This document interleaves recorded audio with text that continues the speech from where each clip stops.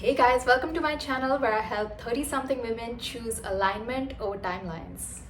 Today I want to share my personal journey with panic attacks and share solutions that help me get through them in the moment and reduce its intensity and frequency over time.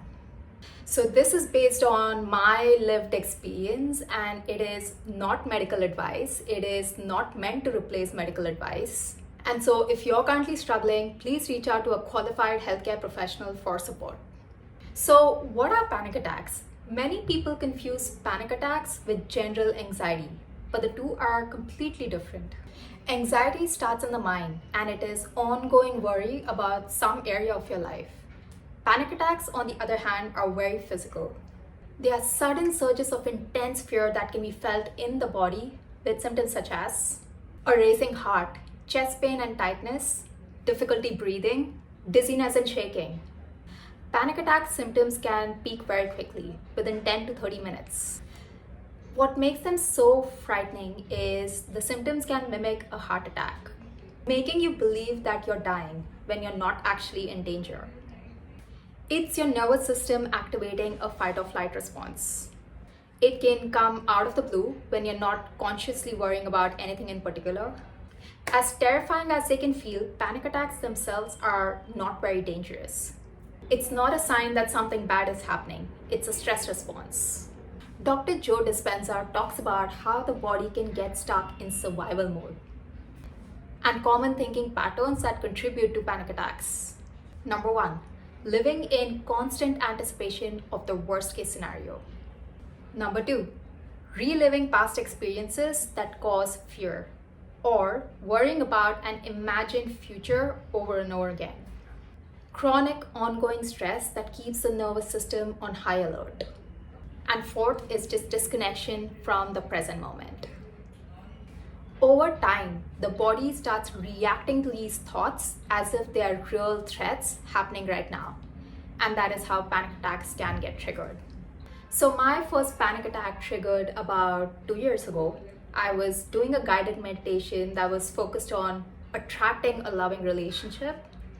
At one point, I was asked to visualize a scenario where I felt really loved and my mind went completely blank. So I had experienced almost 6 years of dating fatigue, and in that moment, my mind went blank and my body suddenly reacted. My heart started racing, I had intense chest pain, I opened my eyes, and by then panic took over. At that time, I didn't know what a panic attack was. I didn't know what was happening, and not knowing made it even more scarier.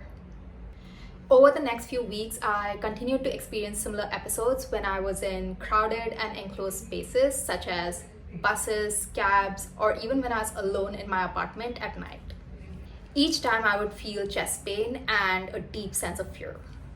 If I was in a bus or a cab, I would just get off and start walking. I truly thought something terrible is happening. Eventually, I went to a doctor and he explained that these were just panic attacks. And so I started researching about it and I came across techniques that really helped me calm my nervous system. I realized that during a panic, the goal isn't to react, run away, or try to control my panic in any way. It is to signal safety to my nervous system. So here's what helped me. Number one is counting. So this one is my favorite one because it really helped me, especially when I was on a 17-hour long distance flight to go to Mumbai and see my family. So I would close my eyes and I would count from 0 to 100 and back. And then I would do the same. I would count from 0 to 100 and back, but this time in multiples of 2, then 3, then 4, and then 5, and so on. This gently pulls the attention away from the fear and gives the mind something neutral to focus on. Number two is feeling connected. Spending time with people I loved made my body feel safe again. I lived with my friends for a while and then I traveled home to be with my family, and that sense of safety made a huge difference. Now I want to talk about some of the things that I did to reduce the frequency and intensity over the longer term. Number one is health and nutrition. For some people, nutritional deficiencies can contribute to anxiety and panic attacks.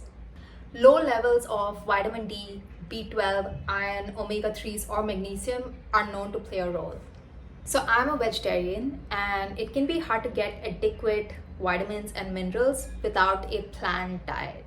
So I really work on incorporating as many fruits and vegetables and variety into my diet, and I get regular blood work done to stay on top of my nutritional needs.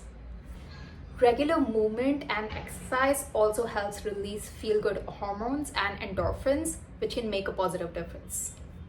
Number 2 is shifting perspective. So I had to get honest about my personal fears. For me, it was about dating fatigue and fear of the future. I wrote down stories that I was telling myself, where I had let past events and how they turned out shape my current beliefs and fears. One such reflection tool that I found really helpful is from Ferris, and it's called fear setting. So you essentially ask yourself 3 big questions, which is, what am I afraid of? What can I control? And what's a more balanced perspective here? This helps you move out of fear and start taking action in a more positive direction. The third one is gratitude and expectations. So I started doing gratitude practice like every night before going to bed. At first, it didn't really do much, but about 7 to 8 months later, I could see how I started feeling more positive. I started to count my blessings instead of fixating on all the things that haven't happened in my life yet, which has been incredibly powerful in maintaining a balanced perspective. I also had to confront social comparison and expectations. Comparing our lives to others or to timelines we've been conditioned to growing up can quietly fuel anxiety and self-doubt. Learning to soften expectations and trust in my own path has helped my nervous system relax. Okay, so this last one is really important. It is on restoring faith. There's a huge difference between belief and faith. Belief is based on past evidence, whereas faith is choosing to trust when the outcomes aren't clear. For most people, belief comes easy and faith is hard.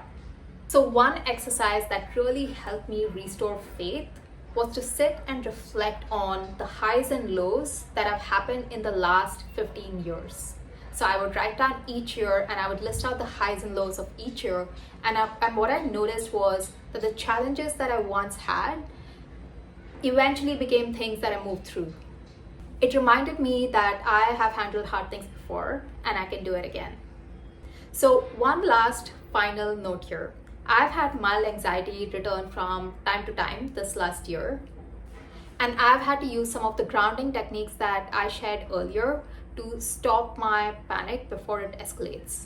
So I count, I breathe slowly, and it passes. I've realized that my nervous system has learned a pattern.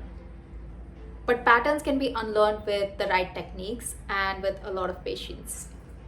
I've also realized that panic isn't random. My body is just reacting to pressure, the pressure to be somewhere else in life.